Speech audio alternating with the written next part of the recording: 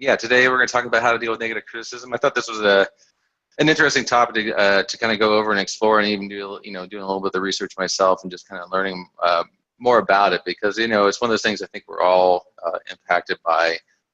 We work in the field of trying to help others, and inevitably sometimes when we're trying to help others, we run into situations where not everybody's happy about the help that they're getting for one reason or another. And usually it's not always about something we've done. It's sometimes because of what they're experiencing that we kind of maybe get some of that negative criticism thrown at us.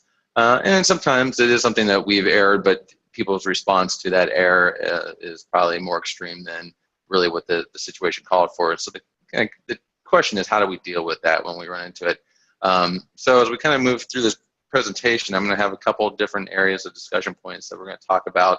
The first and foremost, just kind of focusing on what is negative criticism, what's the difference between negative criticism and constructive feedback, why do people get negative towards others, and just kind of exploring that, because I think understanding why somebody can be so negative and kind of and hurtful with feedback at times is important to understand where they're coming from, and so it helps kind of allow us to not take it so personalized, and then kind of talk about what is the negative impact of negative criticism, both emotionally, physically, kind of spiritually, and then talk about hopefully the constructive ways to deal with it, as well as at the end of the presentation focus specifically on like negative online feedback that we get, and explore ways to kind of counter and challenge that. Because I think that's one of the things that happens now in our modern world of connecting with patients is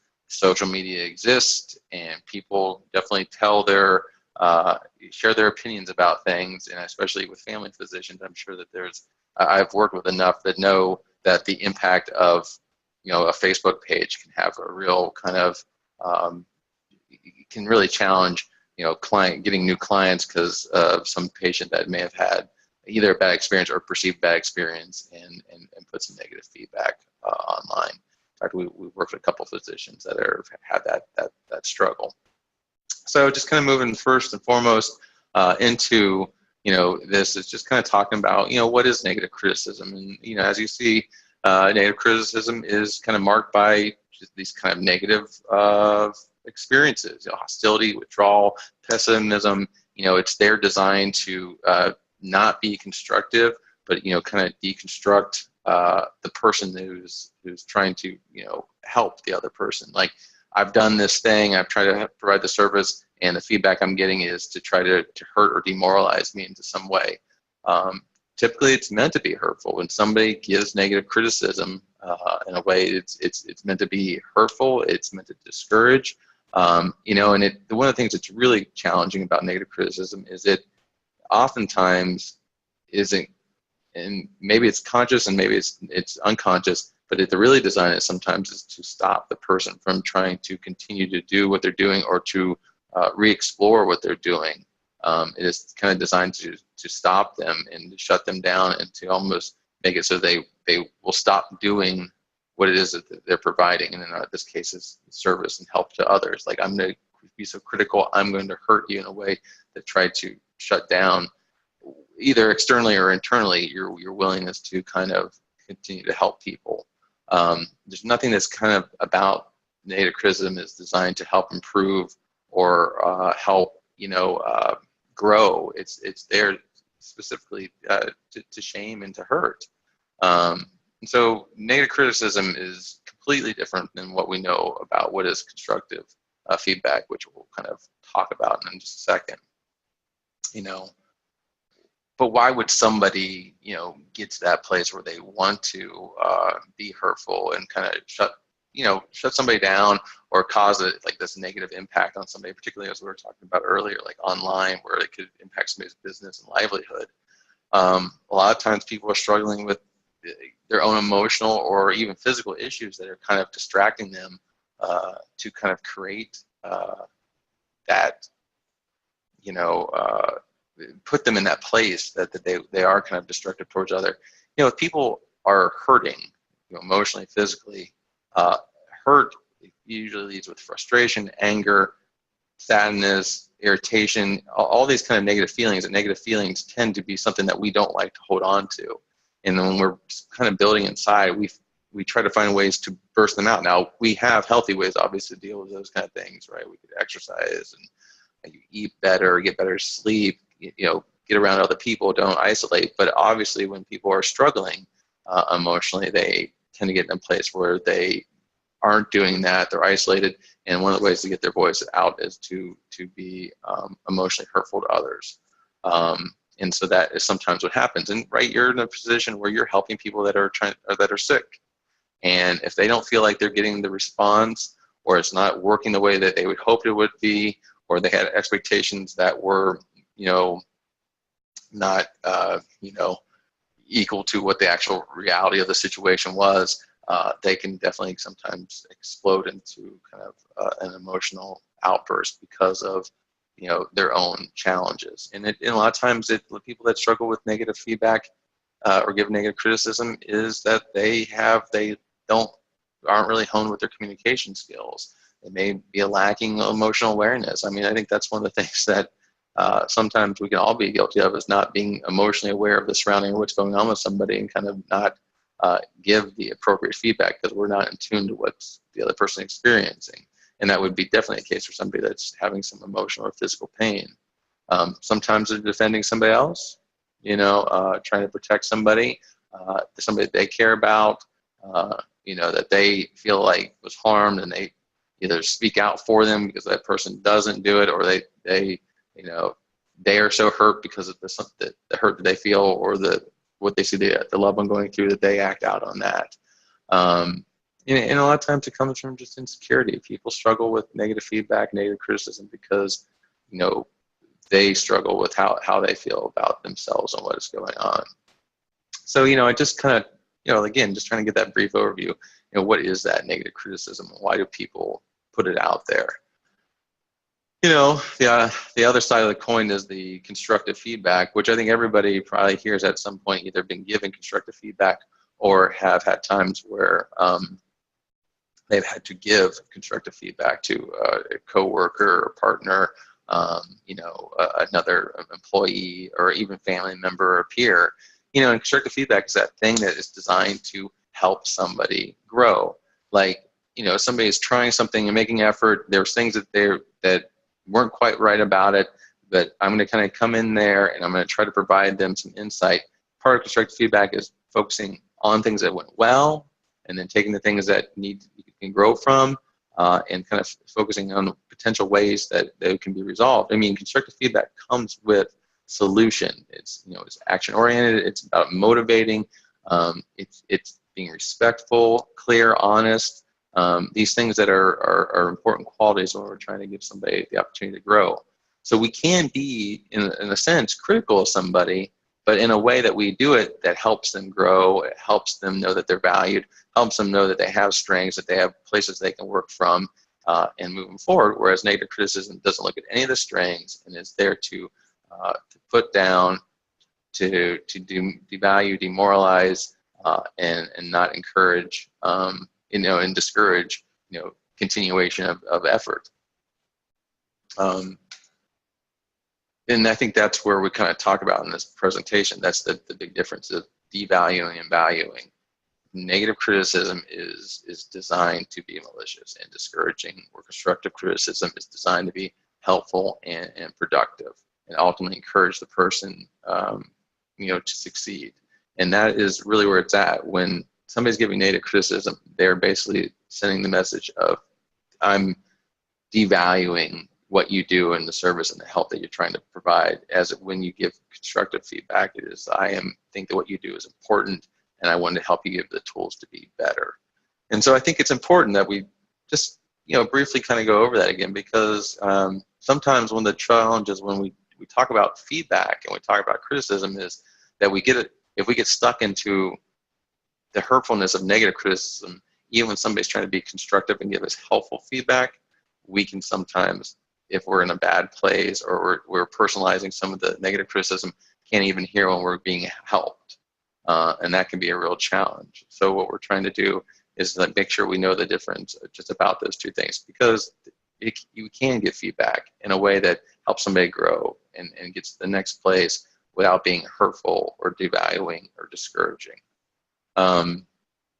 So, to follow up on this, we talked about at the beginning of the thing and discussion points is negative criticism is about devaluing. There's inevitably going to be consequences to that, and those consequences come both in the form of emotional and spiritual kind of consequences that will linger into more of kind of physical components of consequences, which is something that when we talk about stress and burnout, I think this is really connected to stress and burnout, is that we come into this profession trying to be a helping profession, trying to help people, wanting to see people grow, wanting to see, especially when you're doing like family physician work where you're going to see families or individuals and families grow through years. You want to see people blossom and see and be part of their lives and their wellness.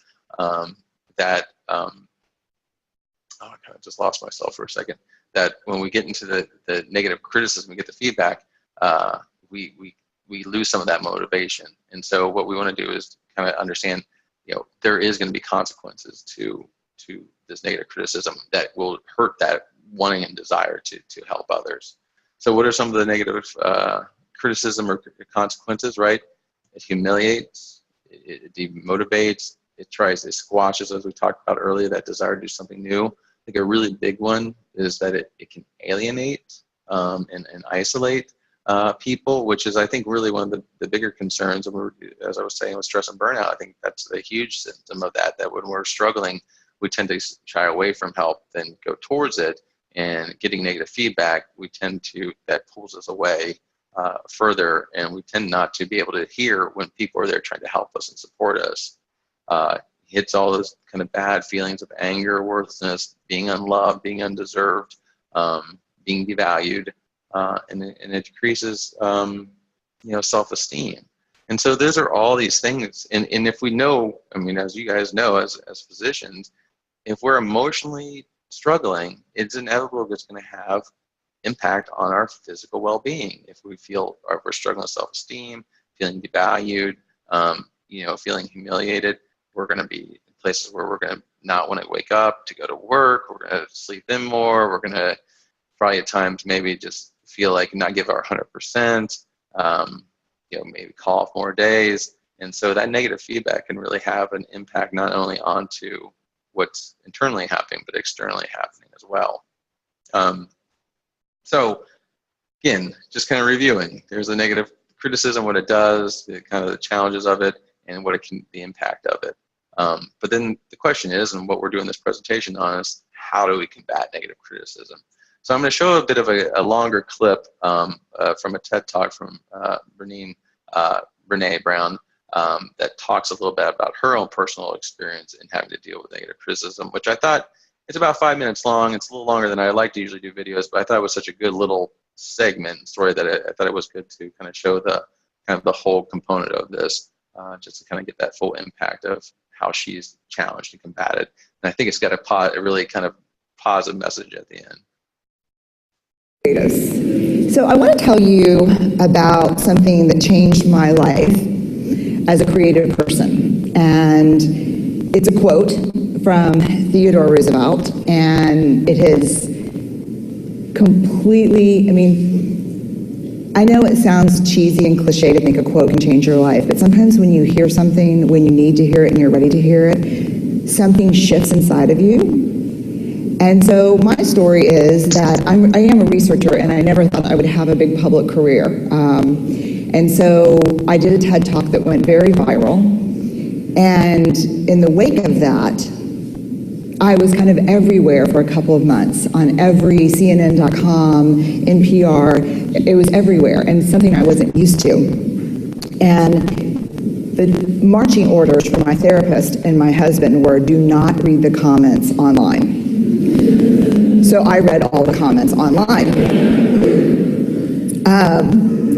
And so one morning, I woke up and there were 2 or 3 new articles out, and I started reading the comments. And they were devastating. They weren't about my work, they were about me. They were super personal. And they were the things that Creative people play in their mind and then give up doing what they really want to do. Like if I asked every single one of you, what would you try if you knew people would never say this about you? What would this be? Those were the comments that morning. Of course she embraces imperfection. What choice does she have? Look how she looks. I feel sorry for her kids. Less research, more Botox. Just mean personal attacks, the things that really, up until that moment, had inspired me to stay very small in my life and my career, just so I could avoid those things. So that morning, Steve and the kids leave. I stay home. I get on the couch, and I watch 8 hours of Downton Abbey. And when it's over, I don't want to turn off Downton Abbey. Because the minute you turn off Downton Abbey, then it's like soccer practice and dinner and back to the mean people, and maybe, should I get Botox? And maybe if I stand still when I talk. So I get on my laptop and I do a search for who was president in the United States during the Downton Abbey era. Have you ever done that? Like you're numbing with TV or a movie, and so when it's over, you just like stay in that space by like learning more about the actors and what's going on. I've been doing this long enough to know that this is like, you're laughing with me, not at me. So I put it in, and Theodore Roosevelt comes up, and a quote comes up. And I read it, and this is what it says. It's a quote from a speech that he gave in the early 1900s at the Sorbonne, and a lot of people call it the man in the arena speech, and this is the passage that changes my life. It's not the critic who counts. It's not the man who points out how the strong man stumbles or where the doer of deeds could have done it better. The credit belongs to the person who's actually in the arena, whose face is marred with blood and sweat and dust, who, at the best, in the end, knows the triumph of high achievement, and who, at worst, if he fails daring greatly. So the moment that I read that, I closed my laptop, and this is what shifted in me. 3 huge things. First, I spent the last 12 years studying vulnerability, and that quote was everything I know about vulnerability. It is not about winning, it's not about losing, it's about showing up and being seen. The second thing, this is who I want to be. I want to create. I want to make things that didn't exist before I touched them. I want to show up and be seen in my work and in my life. And if you're going to show up and be seen, there is only one guarantee, and that is you will get your ass kicked. That is the guarantee. That's the only certainty you have. If you're going to go in the arena and spend any time in there whatsoever, especially if you've committed to creating in your life, you will get your ass kicked.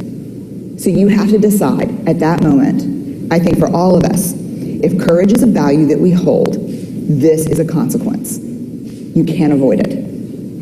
The third thing, which really set me free, and I think Steve, my husband, would argue has made me somewhat dangerous, is kind of a new philosophy about criticism, which is this.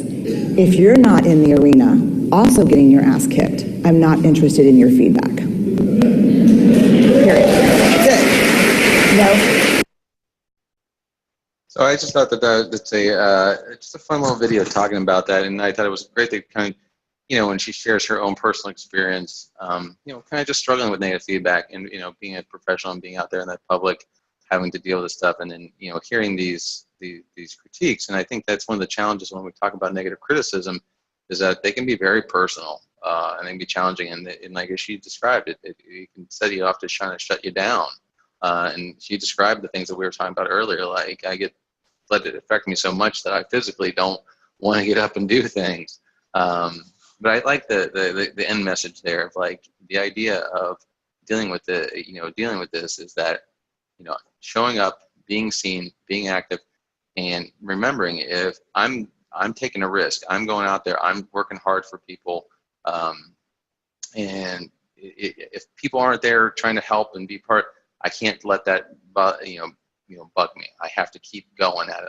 I'm going to be, I'm still going to get there, and it's going to come, and it's going to be challenging. People are going to say things, but I can't let that stuff shut me down, and I can't let that stuff have that kind of impact on me. So when we talk about, countering and dealing with negative kind of criticism, those are kind of good starting points to go with. I mean, things that are important to remember when dealing with negative criticism feedback is, don't get defensive about it. I mean, getting defensive about something just really starts already putting you in a place that you're having to protect something that I think that if you feel good about the efforts that you're trying, the efforts that you're making, and you feel, especially with your practice, and you feel great about the service you do, then you're almost giving power to that feedback.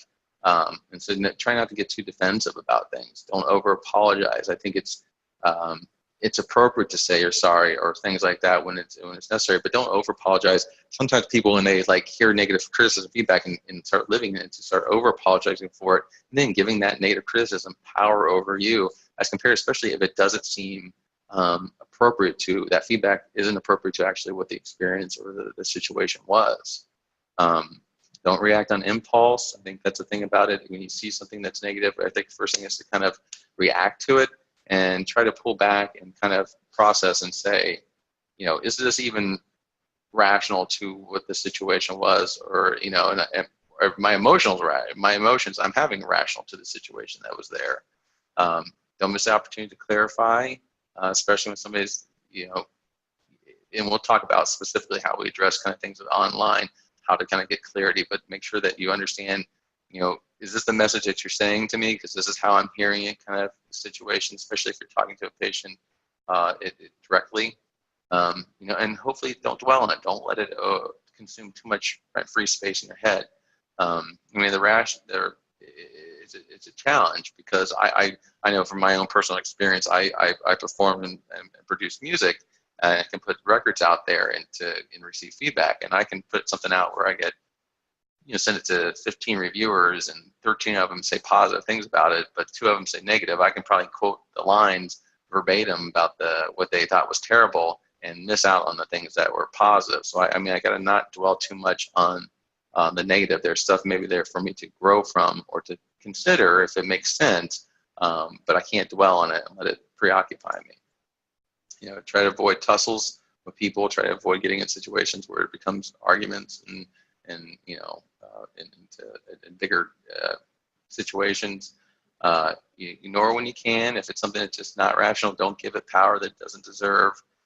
Don't be misled down things. Don't give something power that it doesn't deserve, and then you follow down the path of the feedback, especially if it's somebody that's not in a good place and you're following their pathology down a bad place. It's not worth going down that direction. And learn to let it go. Learn to let things go. It's just about, a little bit about letting go of control, because I think we want, when we get negative feedback, that person to change their opinion or mind, but that's not how it is. I've got to learn to let that go and not bug me. It's funny about I was reading just up prior to doing the presentation, that it's usually we need 5 positives to 1 negative to kind of overcome this stuff. And so I got to learn how to let this go, because I got to be open to hear when positive feedbacks are coming, and not let this negative dominate, because negatives do dominate more than positives. We let those have more power than the positives. So we need to hear, not let it hold us back, so we can hear those positives and get that balance back into our world. I think these are interesting questions we can ask ourselves when dealing with negative criticisms. Whose problem is it really? Am I taking something personal that isn't a personal thing for me? It's somebody else's thing that's going on. And then even if we're in a work environment and have to deal with it, I got to set this up, because when I approach it, I need to know what the real situation, what the real challenge is, because I might be trying to solve an issue with a negative response from a patient, and trying to fix something that really isn't the problem. So I got to say, what is the real problem? Where's the problem coming from? Whose problem is this really? Is it my problem, or is it the problem that the patient's having that I need to be able to help redirect or guide? Are you giving the person that's being critical more power than your own personal opinion about yourself? You're setting yourself up to be criticized. Are you doing things that allow that criticism to come? The question of, is it a power struggle or is this a control issue? I think those are just good questions to ask myself when you're dealing with criticism. What's happening here? where am I at, what is really going on, and not just getting lost into the initial emotion. And so now we're going to talk a little bit about like how to manage negative criticism online, which is, I think, a big challenge, like we talked about earlier at the presentation, that physicians are facing, particularly with social media. So I'm going to show just a little 2-minute clip that's from Dr. Fo, who's got a little bit of has a website that talks a little bit more about dealing with online criticism, negative criticism. Patients have more avenues than ever to express themselves online, whether it's through a physician rating site or through social media. And it's inevitable that every single doctor eventually will be faced with criticism on the web, so you need to know what to do when that happens. So I want to share a few tips. My first tip is to listen to that criticism, because when patients leave reviews on the web, it's the only way they can have a voice. Whenever patients leave my exam room, I don't know what they thought about me, the nurses, the medical assistants, whether there was enough parking, or whether the magazines in the waiting room are up to date. But all of these issues matter to patients, and you need to hear about them to see if there's anything correctable. Whenever you hear about criticism on the web, there's a strong temptation to respond to it immediately. You want to set the record straight. You want to clear the air, right? And that leads me to my second tip. Instead, take that conversation offline, because it's rare that any type of online argument is going to result in anything productive. So perhaps you can have a standard reply thanking that patient for his comment, asking him to call the clinic, and if you could resolve the dispute over the phone or in person, that patient may take down his comment or even add an addendum saying, you know what, this office is listening to what I have to say, and that can turn a negative situation into a potentially more constructive one. And here's my final tip. Don't sue. Avoid the courts. There are very few lawsuits where doctors successfully sued rating sites to take down negative ratings. I was reading an interview with a spokesperson at Yelp, and he said that Yelp will not honor the physician request to take down negative ratings because it's going to infringe on patients' rights to free speech. Also, don't sue patients. A doctor once sued a patient for a negative review, and it made front-page headlines in the newspaper. And now whenever you Google that doctor's name, that newspaper story comes up as the first result. And that's an example of what's known as the Streisand effect. Back in the early 2000s, Barbara Streisand sued a group of photographers who were taking a picture of her Malibu home, and an unintended consequence of that lawsuit is that it brought more attention to those pictures. So if you sue patients, you're just going to bring more attention to that criticism. Don't sue. Avoid the courts. Beware of the Streisand effect. And those are just a few strong tips to manage criticism on the web.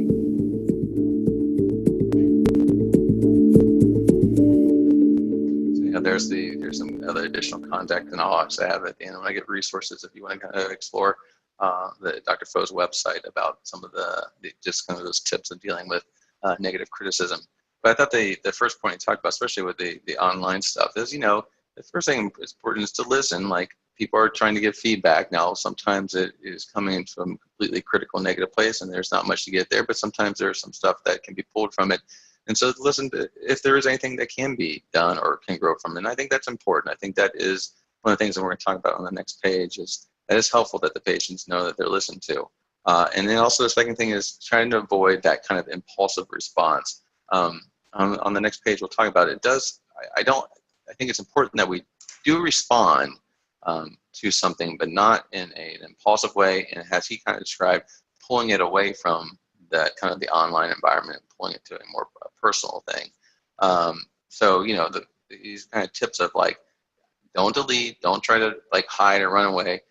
Let people know they're heard. Get a kind of a standard reply response if they have to that, like, sorry about your concerns. I would love to be able to communicate more with you, and give them like a contact name in the office that they can maybe have a direct outreach, and maybe they can resolve that issue, because it may help them feel like they're being heard. So, you know, you respond in a kind of a standard way. You also don't want to get into conversations or get into sharing any information online that could violate HIPAA. So you're trying to find ways that in a neutral way to be able to try to direct somebody to connect personally to the office, and have a more of a move the conversation offline and towards, like, you know, if there's an HR person or something like that, to be able to have a more constructive communication and get more specifics about what those concerns were. You know, even if it's something that seems like completely kind of irrational and it's coming from just to be spiteful, to be able to at least get that thinking, because maybe that would help that scenario. Ask the patients that you are working with, especially, if you're working in offices and patients seem to really love you, to put on the positive reviews when they have a chance to those places, because obviously, like we were saying before, we need to see, personally, we need to see those kind of things that we're helping others, but also it kind of does set the message out externally that, that there may be a person that had a bad experience or concern, but the majority of the people are having great or excellent service there. Make sure you're tracking, if you have online social media stuff, make sure you're tracking that so you know when to respond to feedback, both good and bad, at least, with the thanks or whatever it is, or if it needs to be brought into a more personal thing, be able to direct them to that person, and don't let feedback go to waste. Feedback, one of the things about the online world that is not just unique to healthcare, but it's to anywhere, to celebrity, to politics, whatever. People feel more connected with whoever it is that they're reaching out to with social media, especially when that person responds back. Like, that makes them feel like they're being listened to. And so, don't let that feedback go to waste. Let people know that you're hearing them. Again, we do things that are very neutral and don't disclose anything that would violate privacy stuff, but be able to say things or they heard, or be able to give people like ways to, if they have more questions, where they can go to ask those and get more information. And so just a couple things to wrap up before we kind of go into, hopefully some discussions. I'd like to kind of hear from you guys, kind of your experiences with dealing with negative feedback. I'm just kind of providing just a little oversight of it and some things to consider and think about how to cope. I mean, we're talking in a 25, 30-minute session there. We might not be able to cover everything, just hopefully get some highlights out there. But just some things to deal with, think about as we kind of leave with this conversation on negative criticism. It's like, try not to absorb or get caught up into the criticism, without, and don't let it control you, I said that wrong. Try to hear what you need to hear, but don't get caught up if it's something that isn't something that's going to benefit you or help you grow. Learn how to let it go. Find merit in well-intentioned, constructive comments. I mean, try not to be able to get lost, as we talked about earlier, letting negative comments make you feel that even positive or constructive feedback is negative too. Don't just accept inappropriate critique. Make sure that you do stand up for that what you know is right for yourself. Say thank you. Kill people with kindness, especially if they're being negative. Be able to say thank you. Sometimes saying less is more. Try to be short and sweet to whatever it is that you're trying to resolve. Make the changes that you think is appropriate from any feedback you get, and learn how to move on. So I think one of the biggest challenges about feedback is getting stuck in negative feedback and letting it emotionally and spiritually and physically kind of damage you and slow us down from the things that we're trying to do, which is help others to grow, to make this profession, especially the medical profession, a healthier, more productive place for us to work in and for our patients to get services in. So anyhow, thanks for taking me the time. I think there's a few minutes left in the end of this to kind of answer any questions or just have a discussion. I really would be more interested to hear anybody's experience with negative feedback and how they've dealt with that. Yeah, at this point, we've turned everyone over to panelists. So if anybody has any questions, we'd love to field those. Right now, I do have a question, and I know this is probably easier said than done, but Sure. One of the suggestions that you had was don't dwell on it. Yeah. And I guess maybe, do you have any strategies to free up the negative in your mind? I know you said that you are a musician, which Nelson will have to look up your music. Right. Now that you put it out there. Yeah. But what are your strategies that you might suggest that, you transfer that energy, that negative energy into maybe the positive energy to hopefully help others to yeah, I don't think that I'm probably unique to anybody else with the positive strategies or sometimes getting lost into the negative things. I know my own personal experience, like you just mentioned, music is a great place for me to take places and kind of get out of my head and kind of be into a mindful, meditative kind of place. But I think things like, one of the ways I help try to clear my mind when I'm dealing with stress is exercise. Exercise is a great way, especially when I'm feeling negative. That makes me feel like I'm doing a productive thing for myself, both physically, and it gives me that time and space to kind of be able to clear out some of that garbage. So, you know, to me, those are ways that I know. But I mean, I think we've had presentations on this stuff. I really believe in things like mindfulness. My wife is right now being real active into doing that, to kind of wake up her day with listening to, I think she got the Calm app, and doing that, and then going to bed with that, and and she's going through some work transitions right now, and that's been really a helpful thing for her to deal with that, some of that stressors that are going there, and trying to get in that mind, in a positive mindset, because she's got some conflict with some of the, you know, people she works with, and not letting that negative energy move into all the realms of her life, you know, or letting it dominate. So I think those are things, but I think just like anybody else, I think I struggle too, where one of the things I just remember the other day, I had a stressful thing happen, and my first response was, I'm going to go buy a bag of M&Ms and solve my problem that way, you know, just kind of do something to make me feel good now, and not really deal with the issue. And I think we all sometimes have those moments where we escape and get caught up into it. But I think more productive ways: exercise, sleep, you know, eating right, you know, hobbies, reading, those kind of things, you know,